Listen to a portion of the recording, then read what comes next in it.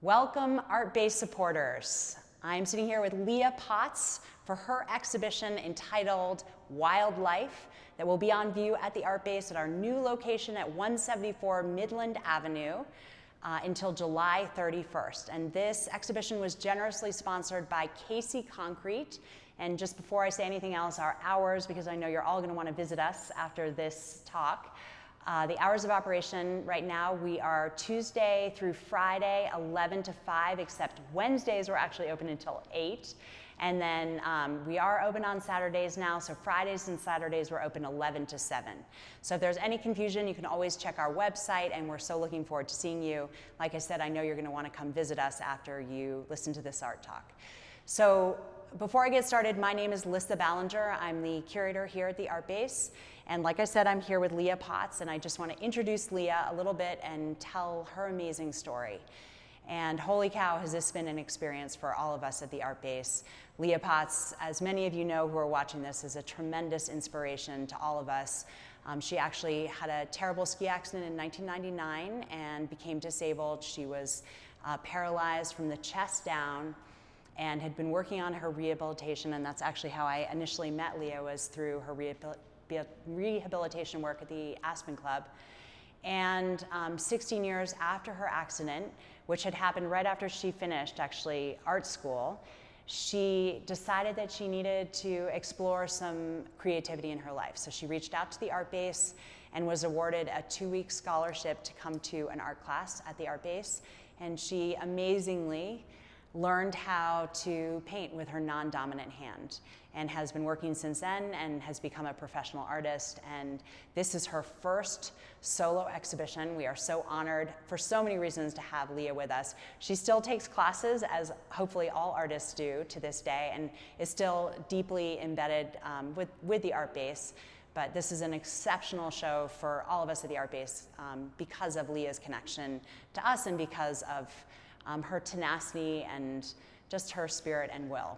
So thank you so much for being with us today, Leah. Hopefully I didn't leave anything out in that. But first of all, will you introduce who's with you? Oh, this is my little rescue dog, Evie, and she comes with me everywhere I go. So this is her first time on video, but I think she's happy to be here. She's now a superstar. Yep. She's now a movie star. Yep, she's comfortable. That's for sure. Well, tell us about, I've just sort of given an introduction to your connection to the Art Base, but can you talk a little bit more about that and your return to painting after so long, and how that's been, and how it has felt to you to be painting again with your non-dominant hand? Well, in short, it's so rewarding to be here and to be with the Art Base, but the way that I found the Art Base and how it all happened was during the new year, I always set intentions and goals for myself. And one of them, after 20 years, I was like, there's got to be more to life than rehab and physical therapy and body work and just that kind of schedule. And what was missing was my art. And I really wanted to tap into some classes to see if I could paint without my right hand.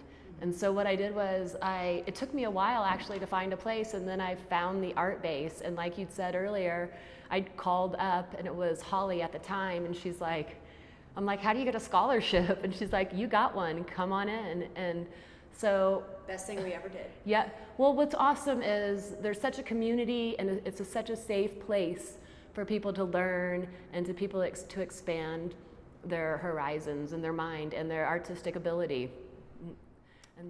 And how was it to actually learn to paint with your non-dominant hand? Because I think one of the quotes we have of you is it's so important, because in some ways it sounds like it set you free a little bit more. Yeah, but it is actually crippling to learn to paint with your non-dominant hand, because it starts out, I was paralyzed from chest down, so doctors told me I'd have I couldn't walk right or paint again, but I believe I can do anything, and so to learn to write with your non-dominant hand is very difficult. It starts out, you can't hold the pencil. Then it's like you gain the strength. Yes. So then once you can hold the pencil, you can't make a mark. And I actually started with little circles, and I was like, oh, I'll never take a class again. Mm-hmm. But with determination and desire and just constant practice, all of a sudden I could write. And then that's when I wanted to come to the art classes. And but then you need control.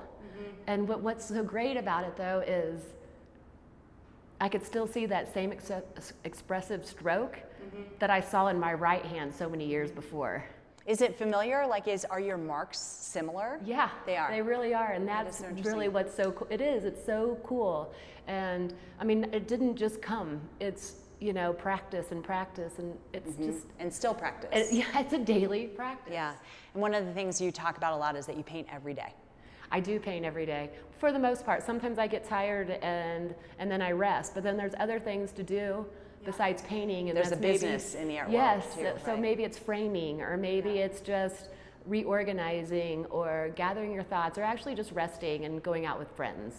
Yeah, so, that's an important part too. Rest is important. Yeah, so, but I do paint most days.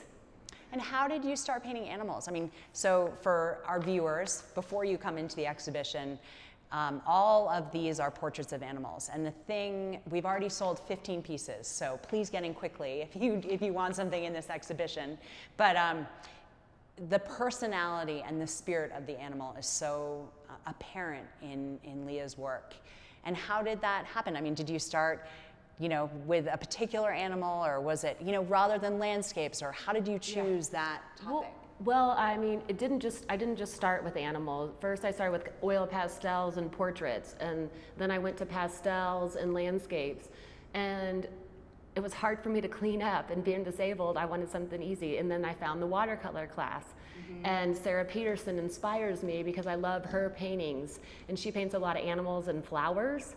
And I also think a reason that I started painting animals was because I rescued these little dogs, and they're so... And Evie's a rescue also, Evie's right? my little rescue mill dog, and they're so unconditional and loving that I just wanted to... And then I just got excited about painting animals, and I never have a rhyme or reason which animal I'm going to paint. It's just whatever feels good in that time, in that moment. And something that I think is really cool about these paintings is that the cow feels different than the trout, and the trout feels different than the bear, and the bear feels different than the buffalo, and that's what I think is special about these paintings.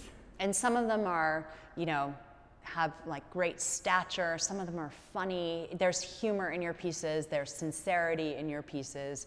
And are you painting mainly from pictures? Are you painting from memory? Like, are you studying an eagle before you do it? And how do you choose the posture of the eagle? Well, that's, it's funny because I started out just painting the faces. That's all I thought I could do. Then I was like, oh, I think I can paint some bodies. And I don't know, I just decide that's what I want. I don't have a... Like when you sit down to a piece of paper, do you know that you're going to paint a fox next, or a moose? Because I've looked up many pictures, and so I do paint from pictures mostly, and but I have looked over several images, and then I come up with the ones that really resonates with me, and then I feel like. Or like if I'm doing a pet portrait, I want the name of the animal, and I want several pictures of the animal, because then I get the feeling of the spirit of that particular dog, or that particular pheasant, or that, and then it's fun to see if I can put it on paper, and I also like to, I really want to start creating more movement in my paintings, but I like to find the texture in the feathers, or the fur, or And that movement is really apparent. We have, I think the viewers can see the rabbit racing up here as well. There's some that have a lot of energy in them as well.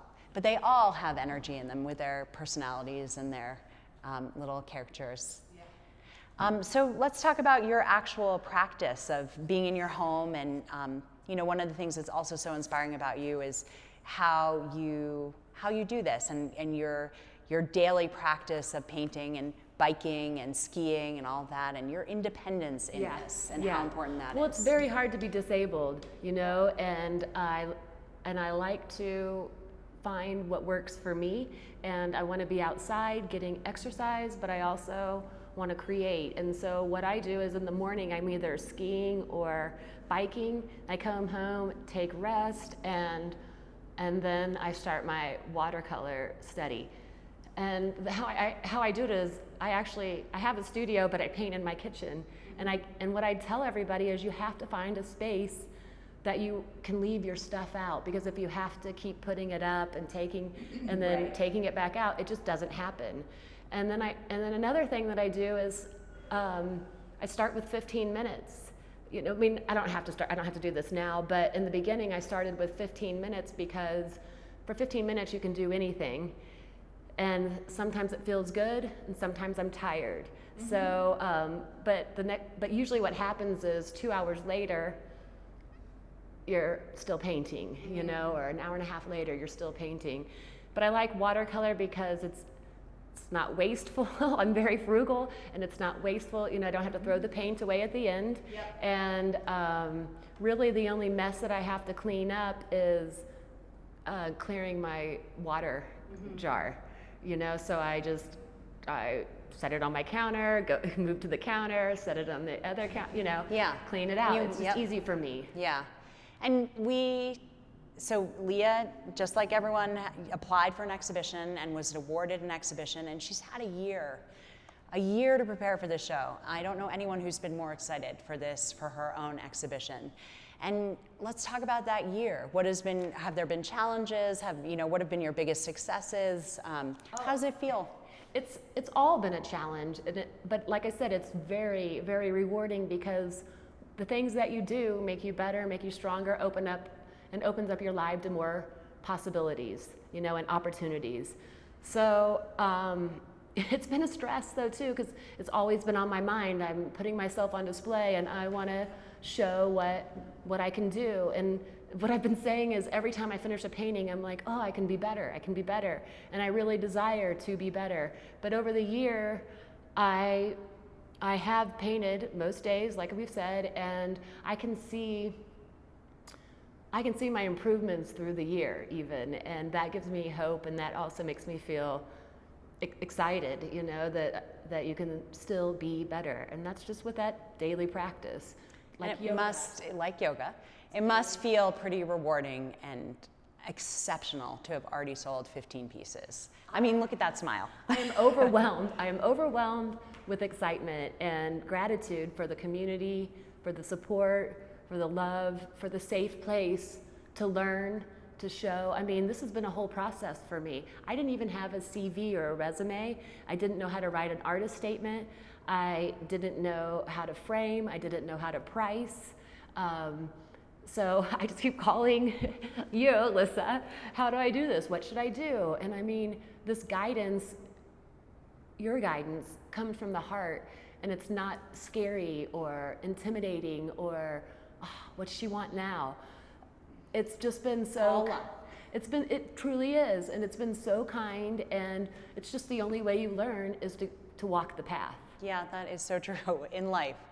Do you have any, or this may be an unfair question because who knows, but do you have your next step? Do you know what you want to do, or are you just so excited to get through this? I'm right here, right now with this because, wow, it's only been hanging for 5 days.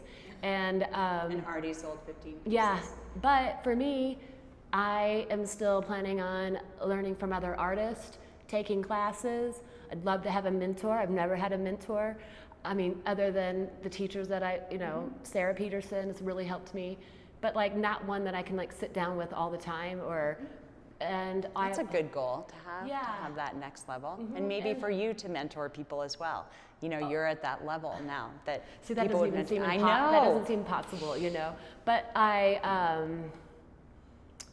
want to improve I have the desire, to improve my paintings, and I'm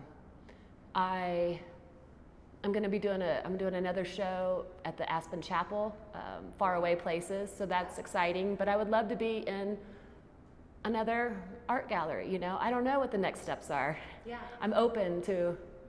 And one thing that is so fantastic about Leah's work as well is she wanted to make it accessible. So she wanted to have original works, but she also wanted to have something, whomever walked in, no matter what their situation, they would be able to purchase something. So she has prints, she has framed prints, she has unframed prints, she has original cards that she makes. There's really a gamut of work. So whatever stage you are at in life, you are absolutely a Leah Potts piece is available to you, which is a really Yeah, wonderful because those hand-painted cards they're an amazing gift. Not only they could hang them, they're frameable art pieces, so that's why I like those.